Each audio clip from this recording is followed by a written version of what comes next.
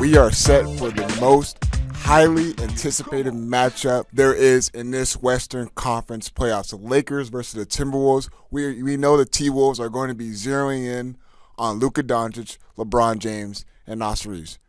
But there is possibly one more guy that the Timberwolves are not keying in on. And there's an article on ESPN.com written by Zach Crom who says, glue guys, big man, and former MVPs, 13 NBA players who can swing in the first round, meaning who can make a significant impact on their respective teams. I will tell you who that player is. But before I do, I got to remind you guys that Lakers Talk Daily is presented by Pechanga Resort Casino. Play your perfect combination at Pechanga Resort Casino, the official Native American resort and casino of the Los Angeles Lakers. Skip the traffic. Head on over to Pechanga Resort Casino just off the I-15 in Temecula. Visit Pechanga.com or call 888-PECHANGA for reservations and for more information. Your boy was just at Pechanga over the weekend when he was out in SD, and let me tell you something, it didn't look good at the blackjack tables, but it's all right. I keep on telling you guys, I always have a good time at Pechanga Resort Casino. The food and drinks can't get any better than that.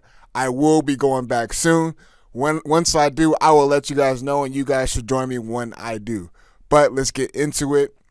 That one player that I feel, and that Zach Crom, who wrote an article, he feels can make a big impact for the Lakers going into the playoffs, is Rui Hachimura. We understand how important Rui Hachimura is to this Lakers team, meaning what he can do offensively and what he can do defensively, and also how his rebounding ability has gotten better. He wrote that Austin Reeves is a natural answer for the Lakers when it comes to an overqualified third option behind Luka Doncic and LeBron James. And we understand how teams are starting to scout when it comes to Austin Reeves, Luka Doncic, and LeBron James. They start to collapse the paint, meaning make it difficult for Luka Doncic and Austin Reeves to get into the basket, because we know they like to get to the free throw line. We understand a lot of teams like to force LeBron James into settling in the three-point line, do not like him getting to the basket. So we understand what the T-Wolves are going to be doing going into the series. But he says Rui Hachimura is a guy that you can utilize in small ball lineups. Meaning, we know the Timberwolves are going to try to implement a small ball lineup, meaning they might have to take Rudy Gobert out and put Naz Reid in. So we understand how that lineup is going to look with Mike Conley, Anthony Edwards.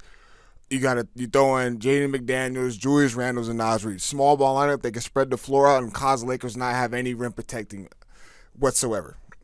But if you add that, and then you can kind of game plan and match that with adding Rui Hachimura and going small ball and throwing in Finney Smith, then you got Luka, Austin Reeves, LeBron James, Finney Smith, and you add Rui Hachimura, you can already match up with the Timberwolves if they decide to do something like that. So what I'm going with this is the Lakers are able to match up with any team when you see that they can just throw Rui Hachimura in a small ball lineup, and that's why he feels like Rui Hachimura can make a big impact for this Lakers team, knowing that teams are going to be zeroing in on the big three in Austin Reeves, Luka Doncic, and LeBron James.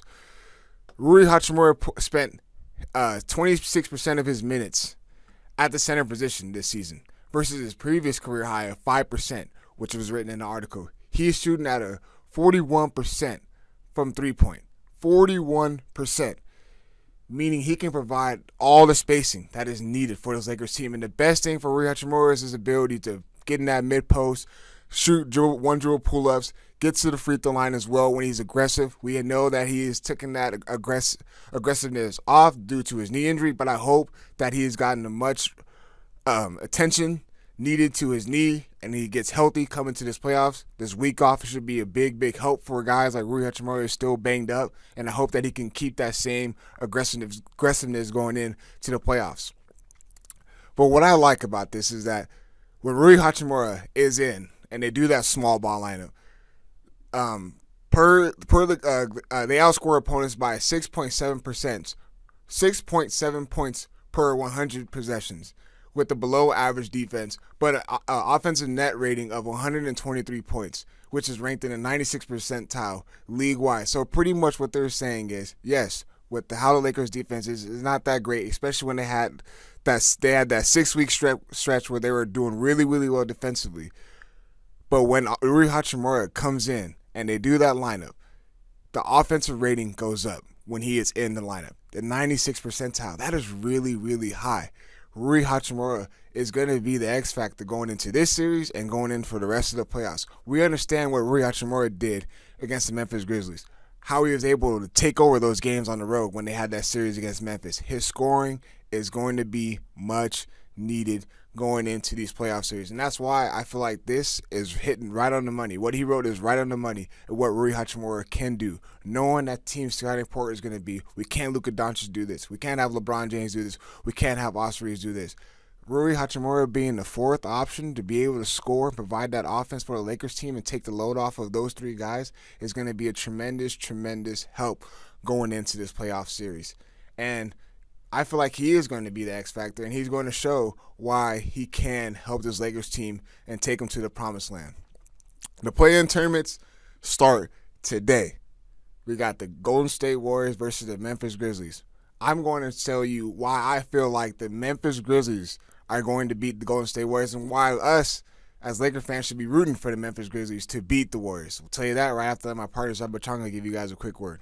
At Pechanga Resort Casino, you can rock and roll, sip and slide, twist and shout. Play your perfect combination at Pechanga Resort Casino, official Indian gaming sponsor of the Lakers.